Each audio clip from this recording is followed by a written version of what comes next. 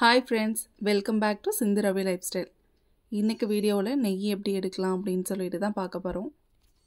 நாங்கள் வாங்குகிற பாலில் நிறையவே ஆடை கிடச்சிது. அதெல்லாம் கலெக்ட் பண்ணி ஃப்ரீசரில் தான் எப்போவும் ஸ்டோர் பண்ணி வச்சுருப்பேன்.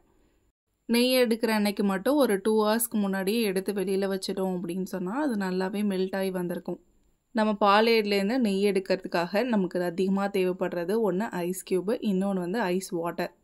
நம்ம எடுத்து வச்சிருந்த பாலேடெல்லாம் ஒரு பெரிய மிக்சர் ஜாரில் ட்ரான்ஸ்ஃபர் பண்ணிவிட்டு பல்ஸ் மோடில் போட்டு நம்ம நல்லா அடித்து எடுத்துக்கணும். ஃபஸ்ட்டு நம்ம பட்டர் எடுக்கிறதுக்கு எப்போவுமே பல்ஸ் மோடில் மட்டும்தான் யூஸ் பண்ணணும், ஃபார்வர்டில் யூஸ் பண்ணவே கூடாது. நம்மக்கிட்ட இருக்கிறதுலே பெரிய மிக்சர் ஜார் எடுத்துக்கணும், அதில் தான் போட்டால் கரெக்டாக இருக்கும். நம்ம பல்ஸ் மோட்லேயே அடிச்சுக்கிட்டே இருந்தோன்னா ஒரு ஸ்டேஜில் க்ரீமியாக ஃபஸ்ட்டு மாறும். இந்த மாதிரி க்ரீமியாக ஆனதுக்கப்புறம் இதில் கொஞ்சமாக ஐஸ் க்யூப்ஸோ இல்லை ஐஸ் வாட்டரோ ஆட் பண்ணிவிட்டு திரும்பவும் பல்ஸ் மோட்லேயே போட்டு அடித்து எடுக்க வேண்டியது தான். நம்ம பல்ஸ் மோட்லேயே ஓட்டிகிட்டே இருக்கும்போது நம்ம அந்த மிக்ஸி ஜாரில் தனியாக திரண்டு வர்றது தெரிய ஆரம்பிக்கும். பட்டர் மாதிரி தனியாக திரண்டு வர்றது தெரியும். நானுமே இது ரொம்ப கஷ்டமான ப்ராசஸ்ன்னு நினச்சிட்டு தான் இருந்தேன். இப்போ தான் தெரிஞ்சிச்சு ரொம்பவே ஈஸியாக இருந்துச்சு அப்படின்ட்டு.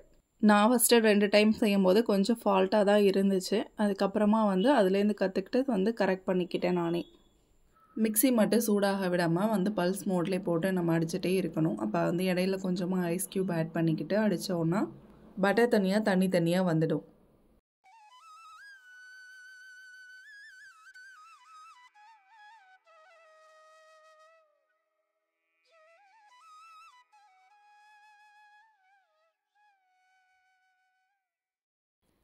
இப்போ பார்த்திங்கன்னா நம்மளோட பட்டர் நல்லாவே அடித்து வந்துருச்சு. இதை ஒரு ஸ்பூனை வச்சு தனியாக ஓரந்தள்ளி பார்த்திங்க அப்படின்னு சொன்னிங்கன்னா எல்லாமே தண்ணியை கீழே போயிட்டு பட்டர் மட்டும் மேலே வந்துடும். இப்போ இந்த பட்டர்லாம் நம்ம தனியாக கலெக்ட் பண்ணிவிட்டு இப்போ இன்னொரு பாத்திரத்தில் நல்லா ஐஸ் தண்ணியை ரெடி பண்ணி வச்சுருக்கணும். அந்த ஐஸ் தண்ணியில் நம்ம கலெக்ட் பண்ண பட்டர் எல்லாத்தையுமே நல்லா தண்ணியெல்லாம் ஃபில்டர் பண்ணிவிட்டு இதெல்லாம் ஆட் பண்ணிட வேண்டியது தான். ஆனால் முடிஞ்ச அளவுக்கு தண்ணி ரொம்பவே சில்லுன்னு இருக்கிற மாதிரி பார்த்துக்கோங்க. நம்ம தண்ணியிலேருந்து வெளியில் எடுத்துட்டோன்னா நம்ம பட்டர்லாம் சரியாக பிழிய முடியாது, எல்லாமே கரைஞ்சி கையோடு ஒட்டிட்டு வர மாதிரி இருக்கும். அதனால் முடிஞ்ச அளவுக்கு தண்ணியிலே வச்சு எல்லாத்தையும் ஒன்றா சேர்த்துட்டு அதுக்கப்புறம் நம்ம தனியாக இந்த வச்சிருக்க ஐஸ் வாட்டரில் ஆட் பண்ணிட வேண்டியது தான்.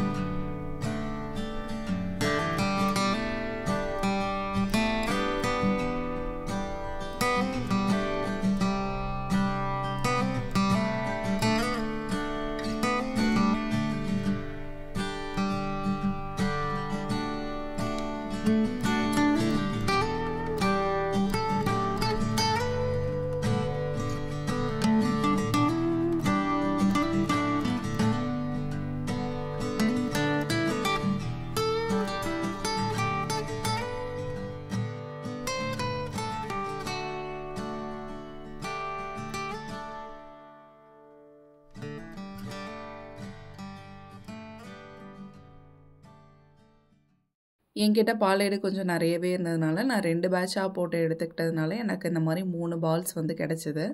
இப்போது அடுப்பில் கொஞ்சம் பெரிய பாத்திரம் வச்சுக்கோங்க, ஏன்னா நம்மளுடைய நெய் பண்ணும்போது நல்லா பொங்கி வருங்கிறதுனால. நமக்கு பட்டர் வேணும்னாலும் இந்த ஸ்டேஜ்லேயே ஒரு பால் எடுத்து வச்சுக்கிட்டோம் அப்படின்னா எதுக்கு வேணாலும் இந்த பட்டரை யூஸ் பண்ணிக்கலாம்.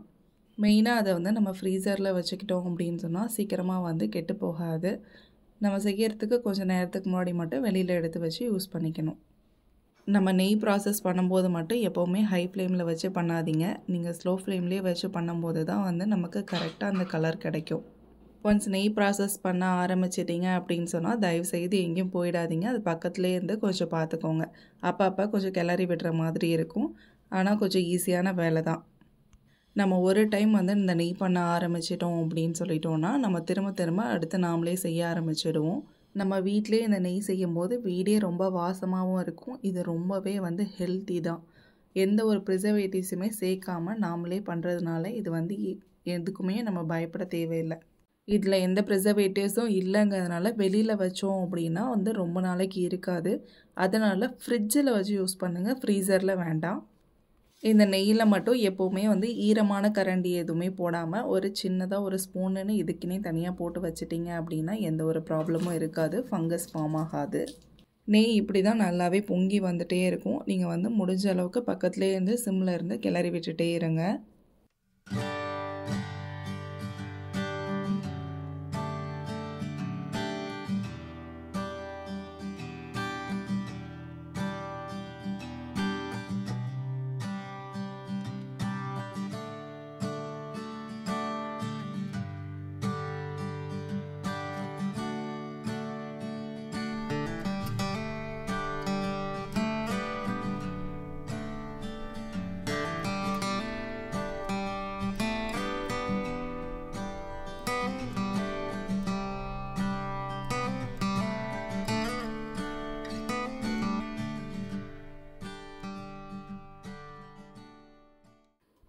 இப்போ பார்த்திங்கன்னா அந்த நெய் நல்லாவே வந்து இந்த நுரையெல்லாம் அடங்கிட்டு அதுக்கப்புறம் நம்ம தெளிவாக நெய் தெரிய ஆரம்பிச்சிருச்சு.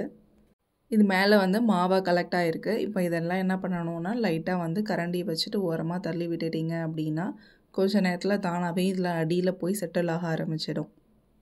நெய்யை முறிய வைக்கிறப்போ வந்து என்ன செய்வாங்கன்னா கொஞ்சமாக வந்து கருவேப்பிலை, அப்படி இல்லைன்னா வந்து முருங்கைக்கீரை, இல்லைனா கல் உப்பு இது எல்லாரும் ஆட் பண்ணுவாங்க. நான் இன்றைக்கி முருங்கைக்கீரை ஆட் பண்ணியிருந்தேன். நான் இந்த ஸ்டேஜ்லேயே ஆட் பண்ணிட்டேன். இன்னும் வேணும் அப்படின்னா நல்ல கலர் வேணும் அப்படின்னு நினச்சிங்க அப்படின்னா இன்னும் கொஞ்சம் நேரம் கூட நீங்கள் விடலாம். இப்போ வந்து இந்த மாவாலாம் டோட்டலாகவே வந்து அடியில் போயிடும். அடியில் போயிடுச்சு அப்படின்னா வந்து கொஞ்சம் நேரத்தில் வந்து நல்லா கொஞ்சம் கலர் சேஞ்ச் ஆக ஆரம்பிக்கும்.